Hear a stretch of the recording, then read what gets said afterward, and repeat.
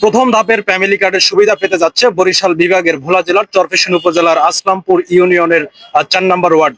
আমরা এমনকি দেখতে পেয়েছি যে আমরা জানি আগামী 10 তারিখ অর্থাৎ আগামী 10ই মার্চ প্রধানমন্ত্রী তারেক রহমান ফ্যামিলি কার্ডের উদ্বোধন করবেন এবং উপজেলাকে সর্বপ্রথম তারা বাছাই করেছেন। তার মধ্যে বরিশাল বিভাগের চরফ্যাশন উপজেলা অর্থাৎ ভোলা জেলার চরফ্যাশন উপজেলাকে সিলেক্ট করা হয়েছে এই 13টি উপজেলার সাথে, এবং এই উপজেলার আসলামপুর ইউনিয়নের 4 নম্বর ওয়ার্ডকে এই ফ্যামিলি কার্ডের আওতায় নিয়ে আসা হয়েছে।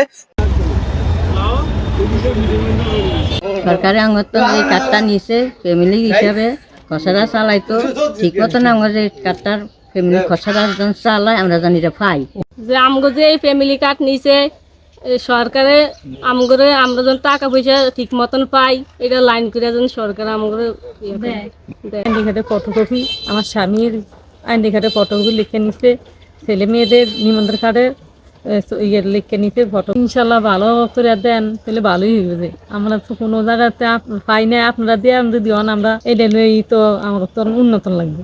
ধন্যবাদ। বর্তমান সরকারের সবচেয়ে অগ্রাধিকার ভিত্তিক যে কার্যক্রমটি ফ্যামিলি কার্ড প্রদান, সেই পাইলটিং কার্যক্রমের আওতায় আমাদের ভোলা জেলার চরফ্যাশন উপজেলার আসলামপুর ইউনিয়নের 4 নং ওয়ার্ডকে অন্তর্ভুক্ত করা হয়েছে। আমরা নীতিমালা মোতাবেক যেটা করেছি যে আমাদের এই 4 নং ওয়ার্ডে কতজন পরিবার বসবাস করে তাদের তথ্যগুলো আমরা ডেটাগুলো কালেকশন করেছি।